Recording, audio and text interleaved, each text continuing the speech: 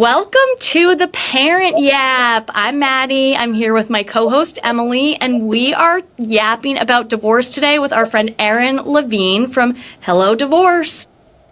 Hey. Hey, gals. How are ya? Thank you so much for joining us. We are so excited, mostly me, to talk about divorce today. We have so much to chat about, divorce in general, all kinds of marriage, postpartum topics. But first, we would love to hear a little bit about Hello Divorce and what you do. Sure. Well, thanks so much for having me. And I've been a lawyer forever. Let's see, about 20 years now. I built a law firm from the ground up at one point we had about 13 lawyers, you guys. So it was pretty major. But once I had kids, I didn't want to litigate anymore. I didn't want to fight anymore. More importantly, I started to dive a little bit deeper. What do I want my life to look like? What do I want to model for my children?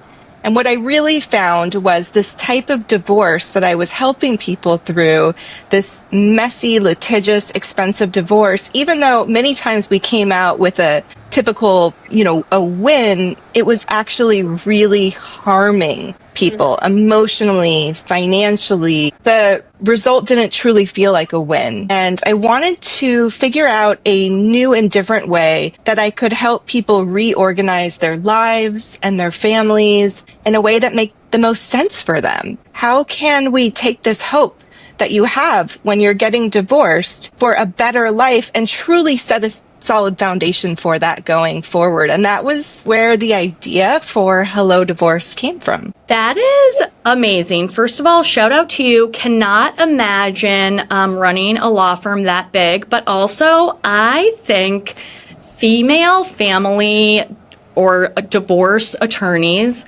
are a special breed. I feel similarly about you and your fellow colleagues that I do about like nurses and teachers. You have to be so many things to your clients, and people are coming to you at usually their like darkest hour. So thank you for doing all of that because it is super needed and that is amazing. So did you dissolve your law firm or did you just kind of like slowly pivot? How did you make the switch from litigating divorce to this current setup? So I scaled my law firm way, way back. But what I also knew was that regardless of how much technology we use, at some point throughout the divorce process, most people or a lot of people might need access to a lawyer. Right. So I didn't completely dissolve the firm. I just scaled it way back. And for quite some time, Hello Divorce was a side hustle. I wanted to make sure that we could actually build a product that people would use, that allowed us to automate the legal and financial logistics, not just in the county I was in or the state, which was California at the time, but could we build something that could scale to other states? So there were a lot of things that I had to prove out before I could really pivot full time into running Hello Divorce. That's so awesome. Do you see a gap in the market for this type of product or service during your time working with families? What problem did you identify and how did you go about solving that? Yeah, so there were three big problems. One is the average cost of divorce in this country, if you can believe it, is $20,000 per person. Let me tell you why the average is $20,000, because only 25% of people have lawyers. So it is much higher for most people who hire a lawyer. The second big problem is that it's so contentious. From the very beginning, paperwork, no matter what county or state you're in, says you are being sued. Spouse A versus spouse B. Yeah, causes this visceral reaction. And when you start out a divorce in fear and overwhelm and maybe shame, it never leads to positive decision making, and divorce is all about decision making. And then the third big issue was that divorce is a life transition. It impacts every aspect of our lives, from our health insurance plans to how and when we parent to where we live. And there was no one place you could go to get support for all of those things. So I looked around and I saw, of course, law firms, and then I saw these sites that prepare your forms. And there was nothing really in between that could support you. And so I guess just briefly what Hello Divorce is, it's a platform that allows you to complete your entire legal process for 90% less and in 1/3 the time of a traditional divorce. And we do that by automating most of the legal and financial logistics, which there is a ton. And then we bring in expert support as you need it. So as an example, a lot of people take advantage of our mediators to help resolve conflict and broker a deal that you can both live with. Some people take advantage of our financial advisors or our life coaches to help create an exit plan, one that isn't focused on screwing over your ex. It's focused on how do I set myself and my kids up for my best next chapter. So it's been a really exciting journey. That is so amazing. And never, ever have I wished more I could turn back time, even just like a year, and use your service. Our listeners, our followers know that I am a single divorced mom. And yeah, everything you are saying about the divorce process was true for me and my ex-husband. It doesn't have to be as hard as it is. And it's incredible that there is a resource out there that even if you do need support going through your divorce, you can get it without spending a fortune. Yeah.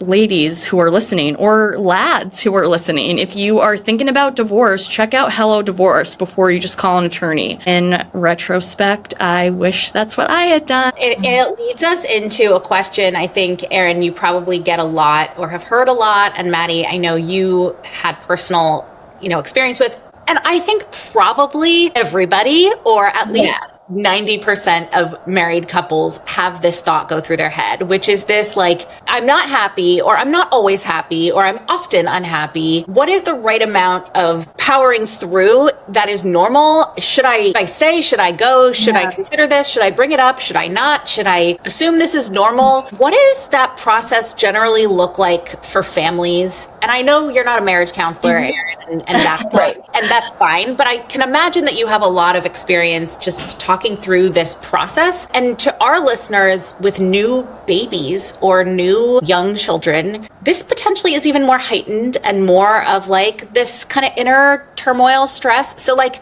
again, what does that look like for families? What advice or what experience have you had sort of talking to people about this time of life? Great question. It's so hard to know whether it's the marriage or the moment. There is so much happening, and you're trying to figure out whether it's relationship trouble or am I just super depleted? What's happening here? And then add on the part, at least for me, where you feel vulnerable. For me, it was like, I expected that breastfeeding would be so easy and no problem, and it was really a struggle, and I expected I'd have this perfect birth plan, which of course didn't happen. So I'm already feeling, whether it's reasonable or not, a lot of shame around it.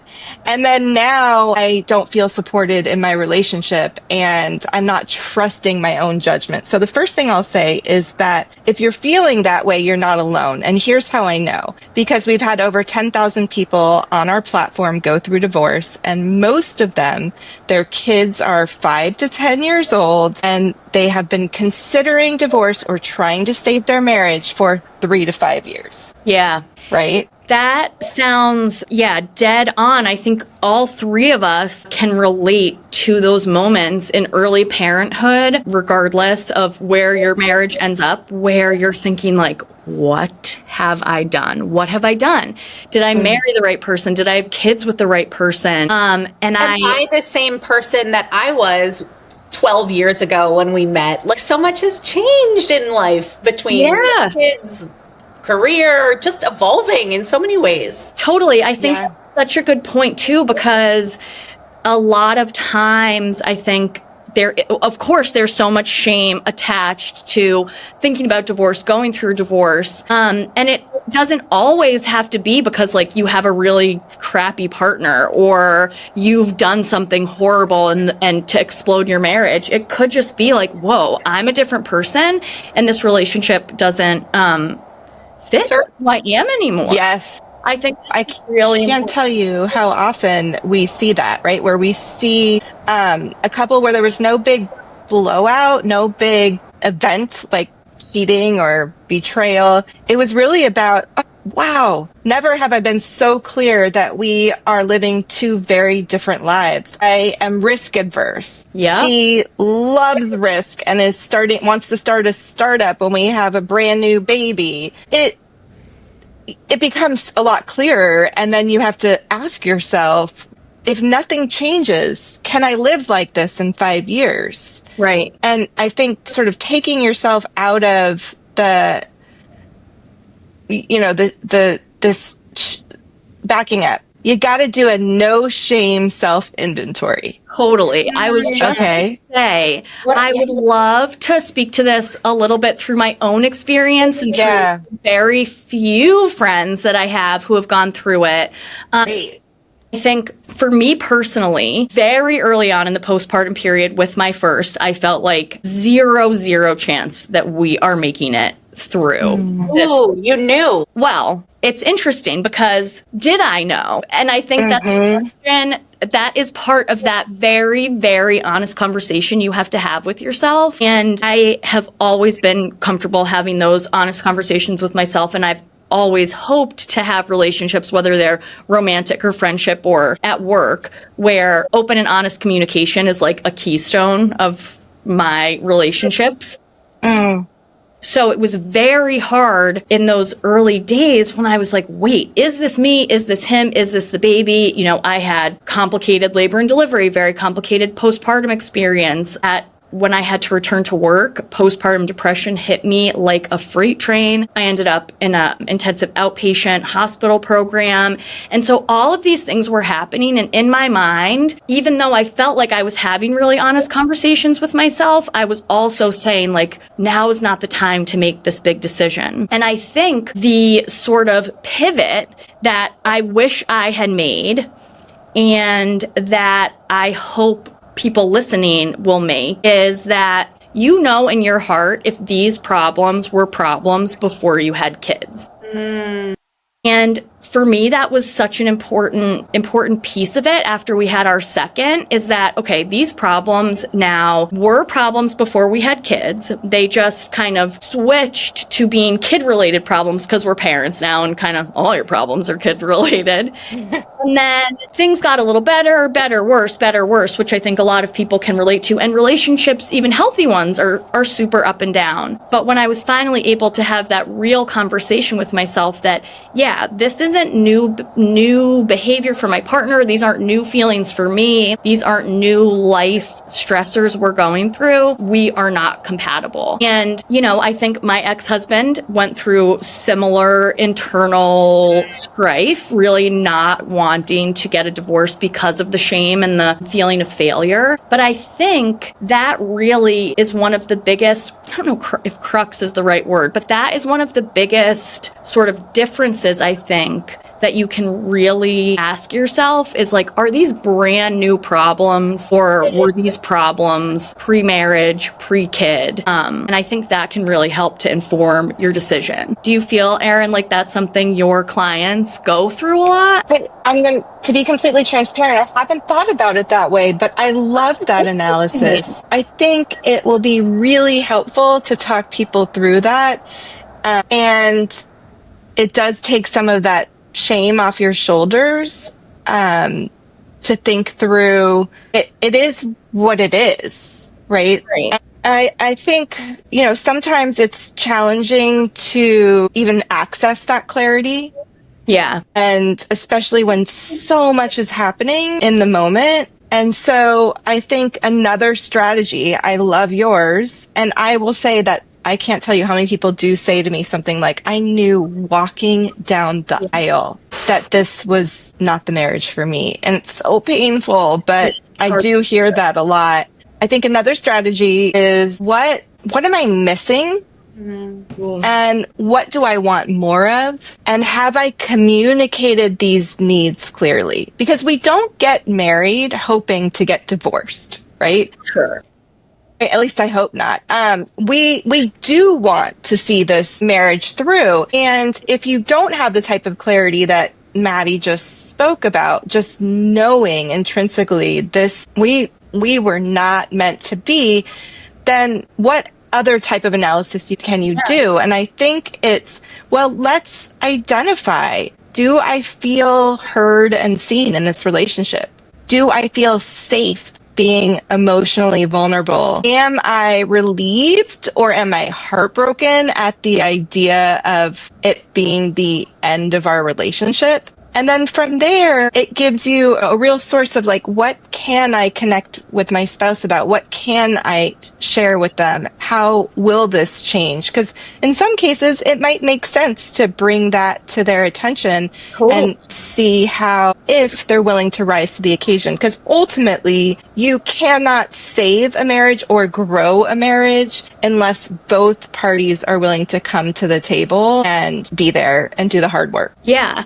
I think the hard work is such an important part of it. And I know, like you can speak to this too, as a still happily married person, mostly happily. Nick, we love you. No. It's so interesting. Like, I actually had two questions coming out of what you were saying, Erin. The first is, when children are involved, which I think probably they often are, especially in the sort of background you gave, the concept of like, I'll put my own needs aside for my children, or like, it's okay, I'll tough it out because it's better for them. This is like a tape someone might play in their mind. Yeah, For sure. What, like, does that prolong, is that the 3 to 5 years or the 2 to 5 or whatever it was that you were saying? Is that sometimes what's going through somebody's brain, or like, how does that factor in? That was one of my questions. It's just sort of like this isn't even an option for me because I have children, and thus being married, and I'm not saying I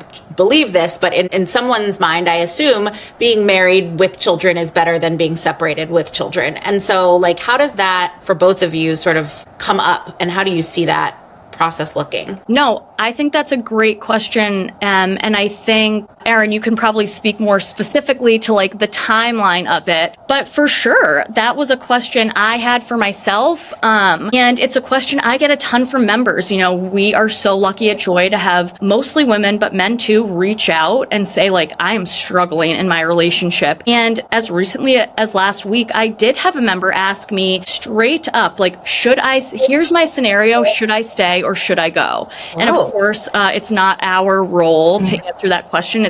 Nobody can answer that question for you besides you. But I do think that for so long, we have been taught and told that two-parent household is the most important thing.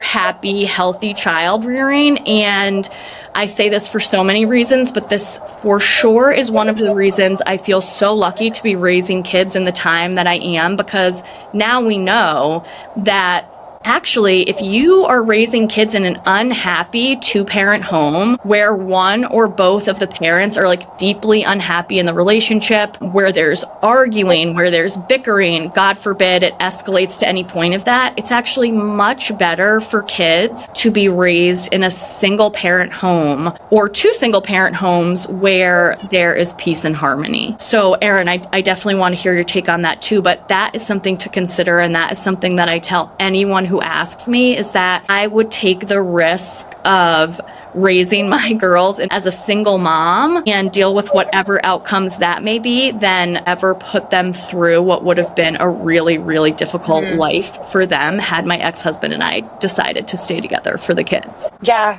I mean, it's such an important point, and the research is really clear. Divorce isn't great for kids initially. Nobody wants to get divorced, but it's not divorce itself that destroys families and children. It's the prolonged tension and conflict. Right.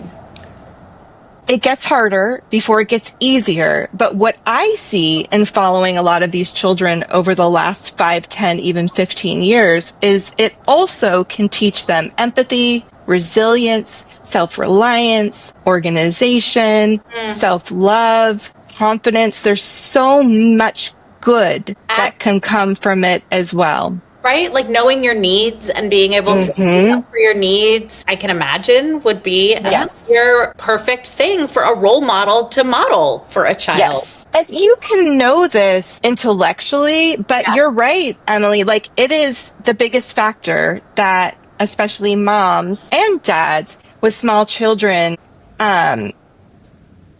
consider, that along with finances, that along with the shame and family pressure, but really it's about the kids. This is not how I imagined our family to be. This is not how I imagined my life to be. And you truly have to, and I bet Maddie can relate to this, grieve the life that you thought you would have for them and for you. Right. And then you get to this point, especially with little kids. Little kids don't understand divorce, but they will absolutely feel the tension. Right. So if you stay in a marriage with constant tension, constant conflict, you are modeling the same issues coming up over and over again that you are unable to resolve. Like, is that the experience you want for your children? Or do you want to be a chance to show them free will, to model healthy relationship with yourself and with others? Because kids learn less by what we say and more about how we love, how we show up. So I think, those are things that we can ask ourselves. Yeah. Go ahead, Matt. No, I was just going to say, I love looking at it that way. And I appreciate how both of you who are in such different situations are both thinking about it that way. Obviously, as moms, we want to, all we think about is what we're teaching our kids. And, for me, I have 2 girls, so I'm very girl gang centered. I have 10 nieces. I'm very, Nieces. I do, I think at this point. I could do the count really quick. Well, some of them are my ex-nieces. I don't know how to refer to them anymore. They were once my legal nieces. Now they're my spiritual nieces. But, there has always been so much pressure on moms to kind of hold it together for the kids. And, I do think it's so important to show them those very things that hey, girl, you gotta do you, and you have to feel happy and confident and safe. And it's funny because, my ex-husband and I got separated when my oldest was 3 years old and my youngest was about 6 months old. And so my oldest really went through it, and we watched her go through it. And I kind of thought that our 6-month-old would just never know the difference. But she is 3.5 now, and she's going through it the same way my oldest did when it first happened. So they're going to experience mom and dad living separately, one of the parents perhaps having a new partner. They're going to experience those things no matter what at the ages that they happen. And so it really is so much about modeling, like you said, Erin, what healthy love looks like. And actually, I want to tell you guys this very quick, funny story because it's just so on brand for my divorce. And you'll be like, oh, sounds about right. My kids love the movie The Greatest Showman, and I introduced it to them a while ago. We're musical nerds, and they watched it at their dad's this week. And just yesterday, they came back from their dad's, and my oldest asked me, can we watch it tonight? And I was like, yeah, of course, we'll watch it, at bedtime, last day of school, whatever. And she was like, I don't think I want to watch the part where, Mr. Barnum kisses not his wife.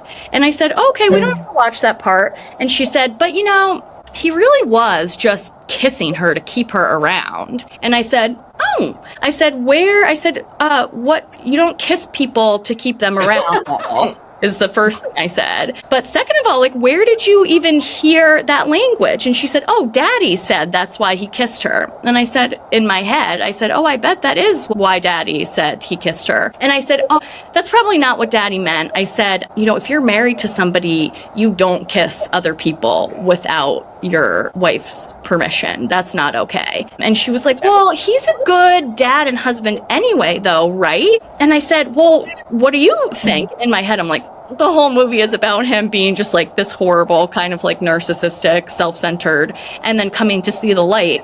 And she was like, well, I think he's a good dad, whatever, blah, blah. So then we're watching the movie and, it's intended to show that he's being a bad guy and then he has his redemption arc. But every time it was clear that he was being a bad husband or a bad dad, she was like looking over at me and being like, well, that wasn't really good. And I'm like, you're right, that wasn't really good. And then at the end, when he's like really running to like get to his wife, she's like, he's running so fast because he loves her and he wants to fix it. That makes me want to cry. And I like really am going to try not to cry on this episode. But it's just so interesting because it's like, you know, she's processing it through like the movie and what the movie is telling her, and then like how her dad is explaining it, and then how I'm, you know, trying to like unexplain it. And, you know, these kids are just like taking in so much. And she's she's 6. And she loves the movie so much because it relates to her life probably, and it's because she wants to watch it 2 nights in a row because it makes sense to her, because it is relevant to what she's dealing with. Yeah, she's like, absolutely. We have, those conversations don't change. My kids, so girls, 10 and 13, we just rewatched Gilmore Girls from start to finish. And we had so many conversations about the different relationship dynamics there too. The goal, and I think we can all agree, you're in a little bit more of a teaching position. If I try to teach my kids at this point, they'll be like, bye mom, see you later. So really my goal is to get them to question, to get them to think through what feels reasonable or unreasonable to them. But I totally forgot where I was going with this, but you know, there's so much richness in that show, whether you love it or not. It's so relevant to these kids, and we've had a really good time with it. And that's a great way to help kids through divorce and healing as well, is don't avoid it. Right? I'm skipping ahead, but it popped up in my head and I felt like, oh, we need to talk. Like, we want kids to feel safe. One of the biggest mistakes I see is when both parties have so much anger and hatred and resentment towards each other that children can't talk about their other parent when they're with their mom or with their dad. Can you imagine compartmentalizing your life that way? No. Can you imagine that? It's so unfair. I think about that so much. And, you know, if you do decide to go through marriage counseling before your divorce or as part of your divorce, or even just in counseling individually, which, in a surprise to no one who's listening, I recommend therapy. I can't recommend it enough. As a couple and or as an individual, if you're considering divorce, having that unbiased third party is so important. But I do think a big reason why you need to be able to unpack it yourself is so you can unpack it for your kids, because I cannot imagine, you know, my ex-husband and I had a very, very difficult divorce, and I will always love him. He's the father of my children, but we have a tough relationship daily, and we are working together every day to give our kids the best life that we can in the circumstances that we're in. And sometimes it's really hard. When I'm my angriest is when I say what a great dad he is to them the most, because he is a good dad, and it doesn't really matter anymore whether or not he was a good husband or even what I think of him as a person, because he's their dad. And so, you know, I know that he gives me the same respect, and that is such a huge part of it, just being able to, you know, have those discussions. Yeah, so it sounds like from both of you, the kid decision or the kid factor in the decision is a big one, but as a role model, as a parent, understanding your needs and modeling not what's best for your child just blanketly like, oh, two married parents is best, but understanding really the reality of the situation and understanding that choosing divorce does not make you a bad mom, or it doesn't mean you were a bad wife or partner. So I think that's probably a helpful nugget, that this does not put a label on you as failing or doing a bad job for your child or for your spouse. In fact, it potentially is the opposite, in that you understand your needs and you're the best for everybody. And so I was going to ask you, Erin, like, let's say we've gone through this process with ourselves. We've done this very honest reflecting. We've attempted to sort of repair, communicate, and it's clear that this isn't going to move forward, or it's best for everybody that it does not. What would you tell somebody in that moment where they've sort of decided, okay, It's not going to happen. It's not going to work. Now what? Because I can imagine there's no like checklist of like get divorced step 1, 2, and 3. Although I know your platform is attempting to sort of streamline all of that. Like, what does it look like in that moment for the next 6 months or so? Can you give us a little bit of like a timeline and a picture of that? So, I mean, it really does vary from person to person. A lot of people want to take the time to get as prepared as possible, to understand the steps, to understand the basic laws in their state. And other people are ready to jump in and file as soon as possible. So I think I'll take a step back a little bit and just say how you start your divorce. How you start it lays the foundation for how it will go. And so if there's one thing you could do, because you are going to learn so much and there are going to be so many decisions that you have to make, and you don't need to know all of that stuff yet. What you do need to focus on is what is the approach I am going to take? Because it used to be that you lawyer up and you fight. That is the only way, or was the only way, to truly protect your rights and to feel confident that you're taking the right step forward. There will be conflict. That's normal, but it doesn't have to become an all-out war. And you don't get to control how your spouse walks through this process. You simply get to control how you exit the marriage in integrity, in full heartful integrity, as calm as possible within the chaos, so that you can support your kids all the way through. Because that's another piece of research, right? As long as your children have one calm, safe, loving, stable home, they also do quite well. Right. So when it gets to this approach, what are my options, and understanding them? Mediation, hiring a lawyer. You don't need to make all these decisions all at once. You do need to start to think, what are my options moving forward? I think that's really important. Yeah, I love looking at it that way, because I think for so many people in the situation that Em is describing, it's like, okay, I've done the personal audit. We've done what we can. This marriage, I have to get out of this marriage. It is super overwhelming for many, many reasons. And it can feel like the best, easiest thing to do is just like get a lawyer and get going. And for me personally, and I think for a lot of people, you're not thinking that, oh, this could go. I mean, some people are already in very difficult situations and know it's going to be tough no matter what. A lot of people, I would hope that the majority, are thinking like, okay, this is a solution to a problem. How bad could it really be? You hear horror stories, but that could never be me, could never be us. Well, because you're starting at a place where you're unhappy. Right. You're not, your emotions are heightened. You're not getting a divorce because everything's going well. You're getting a divorce because there's problems. So you're starting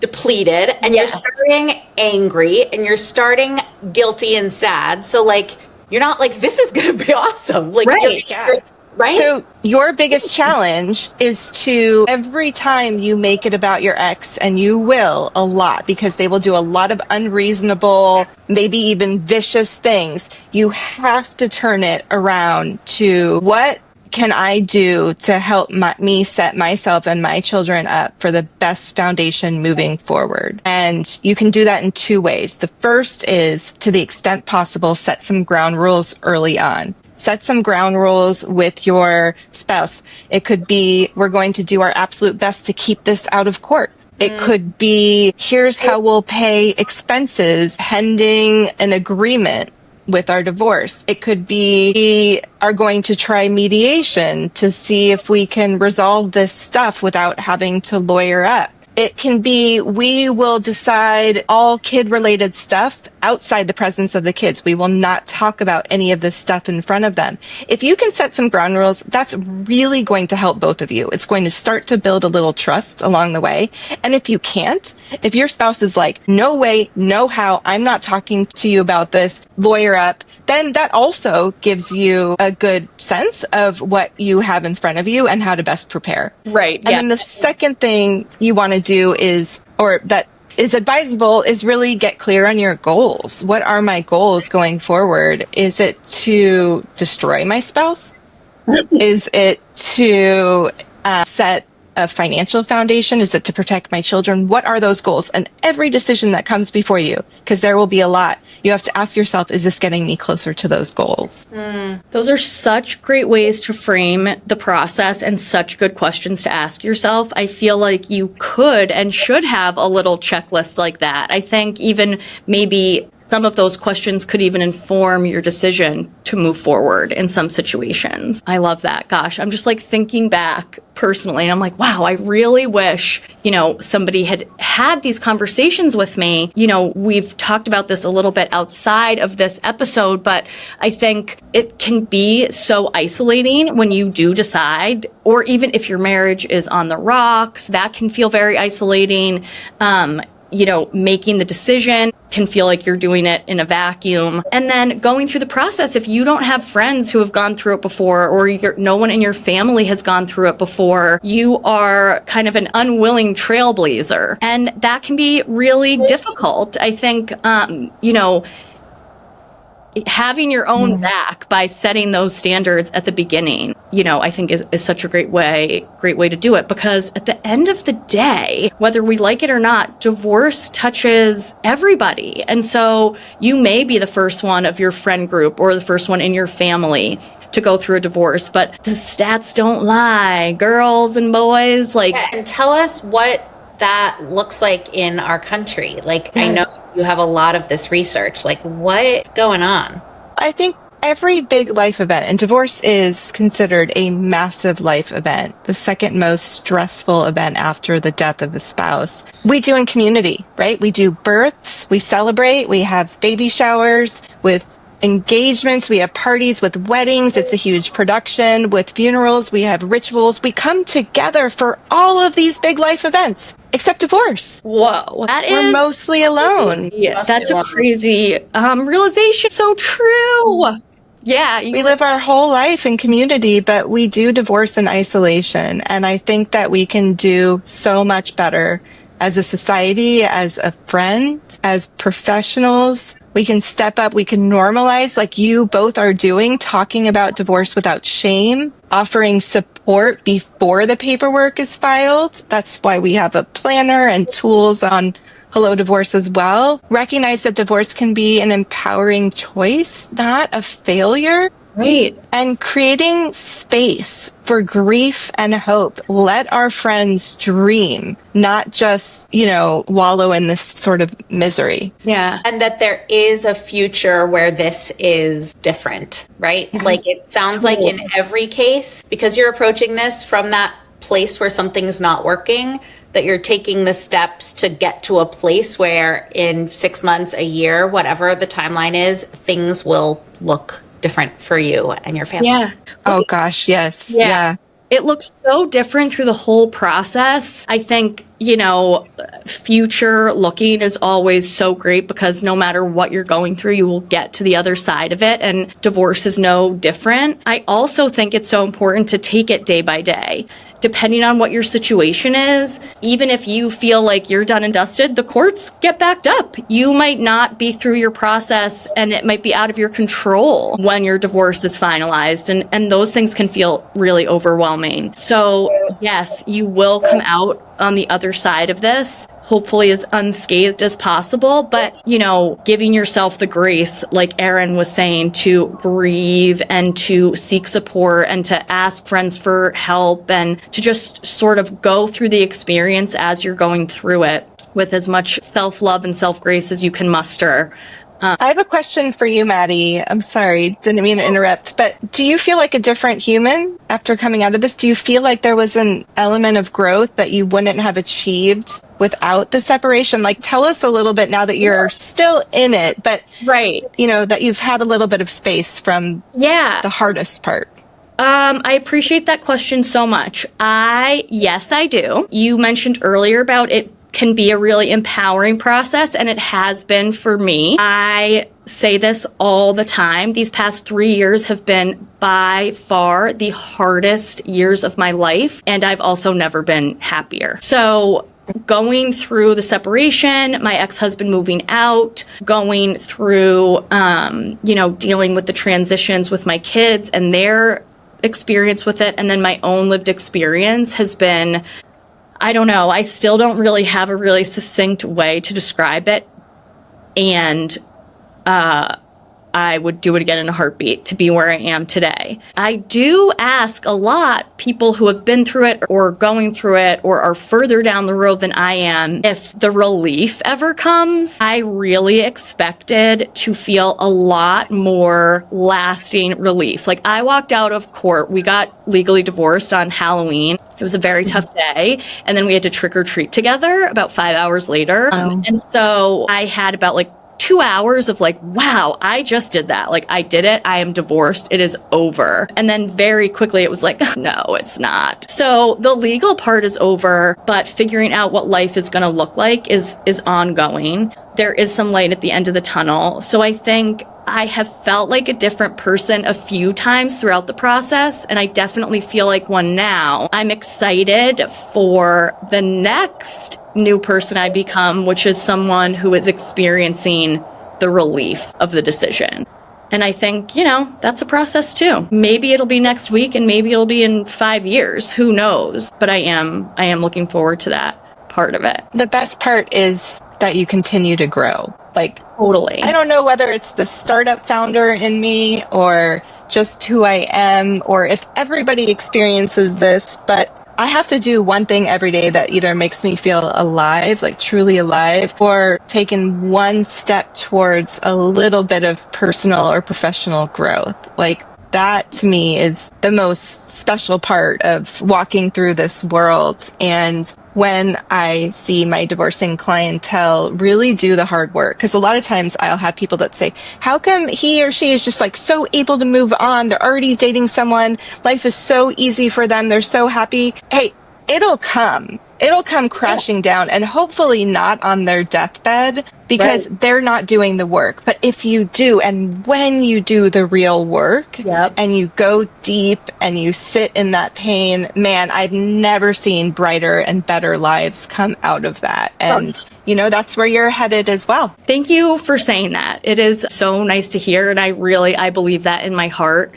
Every day feels a little bit brighter. If you're listening to this episode and you're on the other side of it, your partner has asked for divorce and you don't want it and you feel blindsided or no, you want to make this relationship work, what can you do? I think, if there's one thing, if you're on the other side of it and your spouse wants a divorce, the only thing that you can possibly do to potentially change their mind is to focus on you and your growth and your relationship with your kids, because there's nothing sexier, more beautiful, more inspiring than seeing someone who can and does do that. And it's hard and it's painful, and it still doesn't mean that you are compatible. But if you're going to give your life a try and your marriage a shot, then you really just have to show up every day and be willing to sit with the hard stuff and work through it. It goes back to kind of just learning every day. The things that I have learned through separation and divorce are things that I apply in friendship, at work, strangers on the street. So many life skills come up in this process, and doing that work internally is going to make your life better, whether you end up divorced or not. 100%. It's not about fixing the past. It's about building your future. And you don't have to be fearless. You just have to keep moving forward. That's it.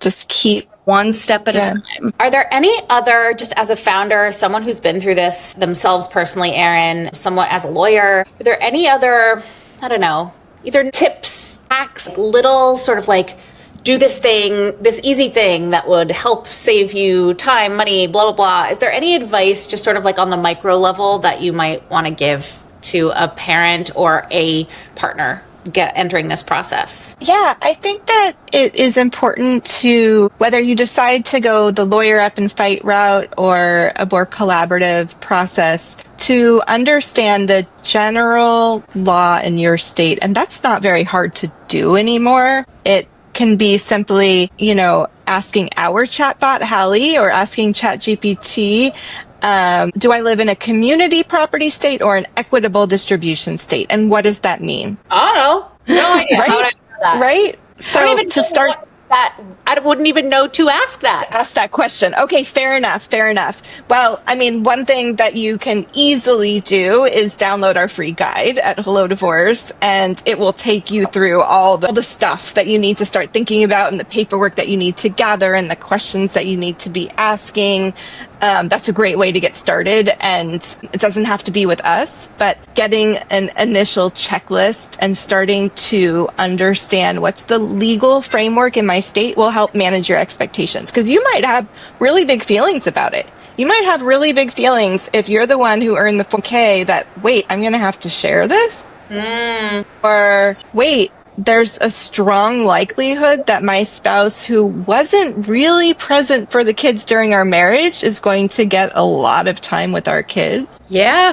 Right? So sort of starting to manage our expectations. I can imagine that there are things you have to decide that you wouldn't have ever thought you would even have come up, right? Like, everything, I assume every single thing gets aired and discussed, and yes, just in a way that might feel uncomfortable. I can imagine that that's true. It is, but let me just add one more thing here, and I want everyone to know that unless there's an emergency, unless there is a extreme emergency where your kids have been kidnapped or you've been cut off from every last penny, you will have time. You will have time to think through every decision and get educated or talk to the right expert before you make up your mind. Even if your spouse is pushing for a faster timeline, you hold a lot more control than you might think you do, and take the time you need to really understand the decisions that you're being asked to make. Can I just ask one question that I think would be helpful for families? And again, not right or wrong answer. And I can imagine this would be emotional, Maddie, to think about. But framing this decision to your children, when and how do you talk about this with your kids in the healthiest of ways? That is a great question. And like you said, I think it definitely varies by age. If you have babies, toddlers, little kids, it's going to be very different than it is if you have teenagers or even adults. For me, it was doing a lot of the things we talk about at Joy, which is like social stories. I got books, Living with Mom, Living with Dad. And then we just like sat down and had a really honest, open conversation with our oldest, saying, you know, Mommy and Daddy love each other, but we love each other as friends. And Daddy's going to go live at his own house and Mommy is going to stay here. And you guys are going to see both of us all the time. And that conversation was, as you can imagine, like the most gutting that you'll have, but it made everything after that so much easier because she had a framework for it. And I also can't recommend enough, again, and I know Erin just said this, like download Hello Divorce, but reach out to the experts. Like I talked to my pediatrician about it because that's who I had as a resource in the very, very early moments of my decision. And he is a 75-year-old man, but had great little nuggets and also had great resources for me. Because I was the first one in my friend group, I'm still the only one in my friend group to have gone through divorce. And the people who I know that are divorced have older kids. So, you know, that was my lived experience. But I think being as honest as soon as possible just sets the whole family up for success. What do you think, Erin? Did the two of you talk about it together? I mean, there's lots of subsequent conversations. I do know that in our experience, for example, we shared the news and the kids were like, okay, well, like, are we still going to go get ice cream? Right. And then the conversation came later, like, why can't we just be a family again? And I don't like going back and forth. So there's lots of stuff that comes up that we work with. When you had that initial conversation, I'm curious whether you chose to do it together or if you even had that option. We did choose to do it together. I'm trying to think of a positive word and not a negative one. I have been steadfast in the decision to discuss this with our girls together no matter what. And continue to do so. It's been hard because the girls will bring stuff up to me that they just wouldn't and don't bring up to their dad, which is natural in a happy, healthy marriage. So subsequently, I've had to have a lot of conversations with them by myself about it. But I always let my ex-husband know that I am having those conversations, and that if they have the same questions for him, that my expectation is that he's going to have those open and honest conversations with them too.